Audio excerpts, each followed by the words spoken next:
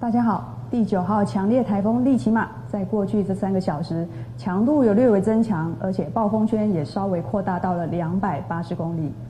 台风中心目前是已经来到了台北东南东方大概390公里的海面上，未来持续在接近台湾的东北部海域当中。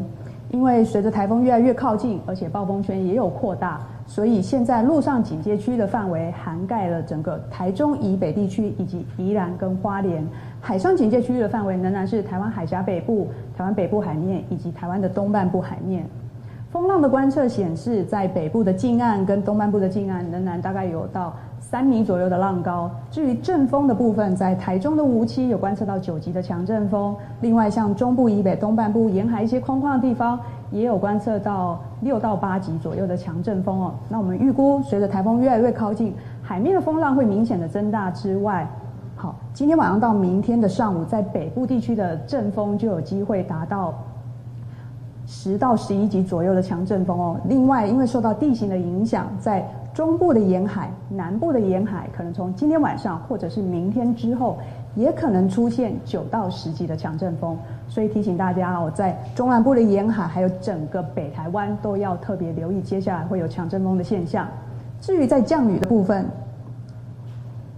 我们从定量降雨的趋势来看一下，今天晚上到明天白天，几乎也就是台风影响最显著的这24小时之内降雨的趋势。今天晚上在北台湾的雨势就会越来越明显，尤其是在山区，就是桃竹苗、新北的这山区的雨量会快速的累积。另外，在中南部地区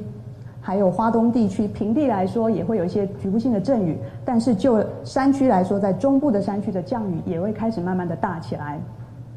到了明天白天，台风逐渐走到台湾北部海面这个附近的时候，我们可以看到北部地区的降雨还是持续的在明显的增加当中。另外的话，就是中南部，尤其是中部山区、南部的山区，在明天白天雨势也会越来越显著，山区的累积雨量也会快速的增加。所以整体来说，今天晚上到明天白天将会是台风最接近我们的时候。北部地区请严防强风豪雨。中南部地区也要注意降雨开始逐渐的增加，尤其是山区的雨势会更为明显。提醒大家，因为接下来还有一点时间哦，请及早做好防台的准备，也多更新气象局发布最新的台风资讯。以上资料是这一节的最新台风动态说明。